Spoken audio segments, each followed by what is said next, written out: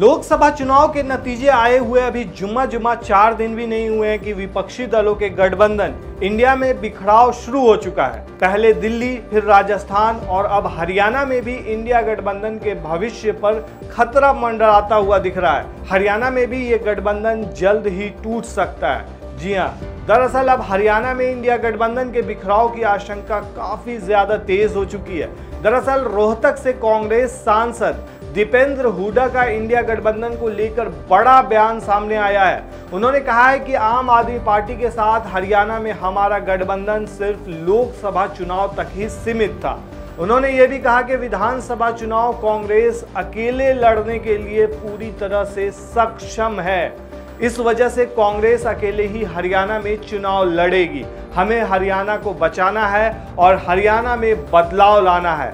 आपको बता दें कि इस साल के अंत तक हरियाणा में विधानसभा चुनाव होने वाले हैं और इसी के साथ हुड्डा के इस बयान के बाद से सियासी समीकरण जो है वो बदलते हुए नजर आ रहे हैं और तेजी से जो है दिशा और दशा हरियाणा की बदलती हुई नजर आ रही है।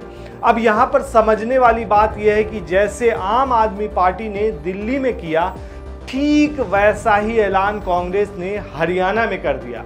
यानी अरविंद केजरीवाल की आम आदमी पार्टी और कांग्रेस का साथ समाप्त होने के कगार पर पहुंच चुका है। लोकसभा चुनाव के नतीजे आए हुए कुछ ही दिन बीते हैं कि आप नेता ने इस बात का ऐलान कर दिया था कि उनकी पार्टी और कांग्रेस के बीच गठबंधन सिर्फ लोकसभा चुनाव तक ही था। उन्होंने ये साफ कर दिया था कि आगामी दिल्ली विधानसभा चुनाव में आम आदमी पार्टी अपने दम पर अकेले चुनाव लड़ेगी। फिलहाल अरविंद केजरीवाल जेल में है, लेकिन उनकी पार्टी शायद लोकसभा चुनाव में मिली हार से सदमे में है।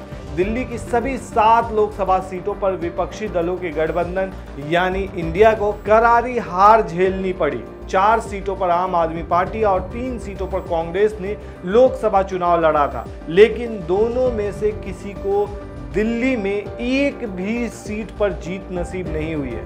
यही वजह है कि दोनों पार्टियों के बीच फासले अभी से बढ़ते दिखाई दे रहे हैं। हरियाणा में भी कांग्रेस ने 5 सीटों पर कब्जा जमाया है। यहां आम आदमी पार्टी को एक भी सीट नसीब नहीं हुई है। इसीलिए पहले दिल्ली का जो विधानसभा चुनाव है उसके लिए आम आदमी पार्टी ने अनाउंस पहले किया था कि हम गठबंधन से नहीं लड़ेंगे, और अब हरियाणा में कांग्रेस ने अनाउंस कर दिया है कि वो आम आदमी पार्टी के साथ गठबंधन नहीं करेगी और अकेले लड़ेगी। जिस आम आदमी पार्टी ने राजनीति में कदम रखने से पहले ही कांग्रेस को जमकर कोसा, उसे भ्रष्टाचारी बताया, उसे कोस कर सत्ता हासिल किया, उसी पार्टी ने राजनीति के खातिर कांग्रेस से हाथ मिलाया। हालांकि लोकसभा चुनाव में दिल्ली ने उन्हें मौका नहीं दिया तो केजरीवाल खेमा कांग्रेस से उखड़े नजर आने लगे हैं। अब दोनों पार्टियों ने यह साफ कर दिया है कि लोकसभा चुनाव तक ही उनका जो गठबंधन था वो सीमित था। विधानसभा चुनाव में दोनों अकेले दावेदारी पेश कर सकते हैं। अब देखा जाए तो हरियाणा में इस साल विधानसभा जो होने वाले हैं, जबकि दिल्ली में अगले साल 2025 में चुनाव होंगे, जिसमें दोनों पार्टियों के नेता एक दूसरे को अब कोसते हुए नजर आएंगे।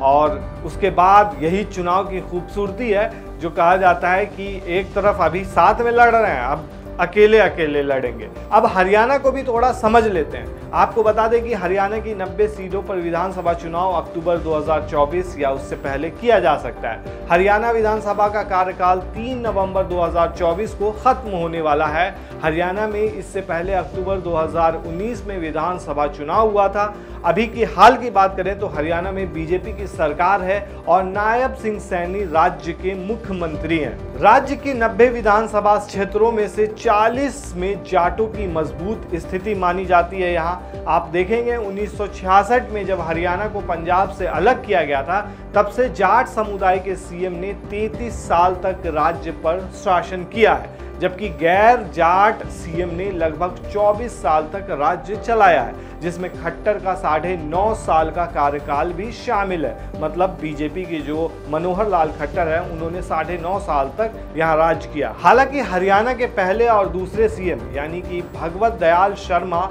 और राव वीरेंद्र सिंह गैर जाट ही थे। गैर जाट सीएम का कार्यकाल कम रहा है, सिवाय भजन लाल के, जिनके नाम अब भी 11 साल से ज्यादा समय तक सत्ता में रहने का रिकॉर्ड है। अब ये भी समझ लीजिए कि हरियाणा में 25% आबादी जो है वो जाट समुदाय की है और इस तरह गैर जाट समुदाय 75% है। वहीं राज्य की आबादी में मुसलमानों की हिस्सेदारी करीब 7% है और वे ज़्यादातर दक्षिणी हरियाणा के मेवात क्षेत्र में हैं, जहां चुनावी दृष्टि से वे एक प्रभावशाली समुदाय माने जाते हैं। मेवात में, जिसमें पुन्हाना, नूह, फिरोजपुर, झिरका की 3 विधानसभा सीटें हैं, 79% से ज़्यादा आबादी मुसलमानों की है। यहाँ पर ये तीनों सीटें गुड़गांव लोकसभा सीट के साथ साथ बावल, रेवाड़ी, पटौदी, बादशाहपुर, गुड़गांव और सोनहा विधानसभा सीटों का हिस्सा भी है।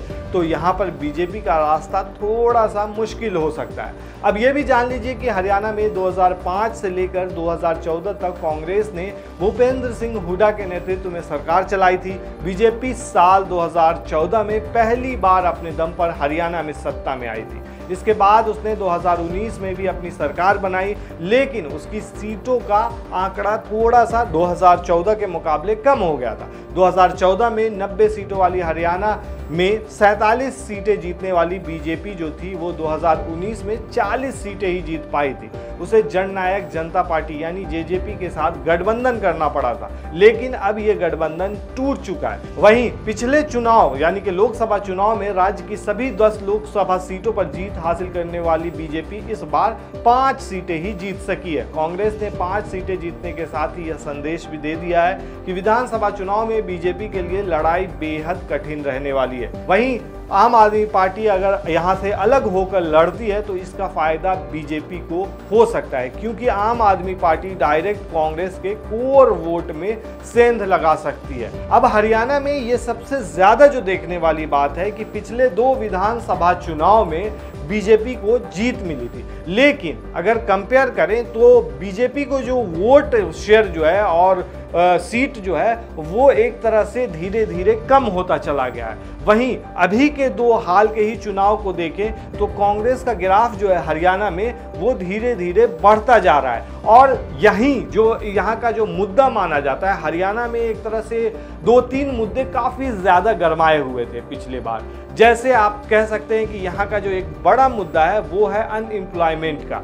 आए दिन बहुत सारे वीडियोस वायरल होते रहते हैं जिसमें युवा जो है वो रोजगार मांगते हुए दिखते हैं, और वहीं दूसरी तरफ किसानों का जो मुद्दा है यहाँ का वो भी काफ़ी ज़्यादा चर्चा में रहा है। तो इस बार का चुनाव जो है वो काफ़ी ज़्यादा अनएम्प्लॉयमेंट और किसानों के मुद्दे को लेकर होने वाला है। और सबसे ज़्यादा जो यहाँ देखने वाली बात यह है कि किसानों का झुकाव किस तरफ जाता है, क्या बीजेपी की तरफ जाता है या फिर कांग्रेस की तरफ जाता है। वहीं आम आदमी पार्टी को भी कम आंकना यहाँ पर सरासर गलत होगा, क्योंकि आम आदमी पार्टी यहाँ पे खेला कर सकती है। अगर आम आदमी पार्टी और कांग्रेस के बीच में यहाँ पे लड़ाई हुई तो एक तरह से ये माना जा सकता है कि इसमें बीजेपी का सीधा सीधा फायदा हो सकता है। अब देखने वाली बात यह है कि हरियाणा में इस बार विधानसभा चुनाव में क्या होता है। आपको क्या लगता है दोस्तों, यहाँ बीजेपी की सरकार फिर से बनने जा रही है या फिर कांग्रेस यहाँ पर अपना पंजा मारने वाली है या फिर आम आदमी पार्टी का यहाँ से झाड़ू चलने वाला है? हमें कमेंट बॉक्स में ज़रूर बताएं और हमारा चैनल सब्सक्राइब करना ना भूलें। शुक्रिया।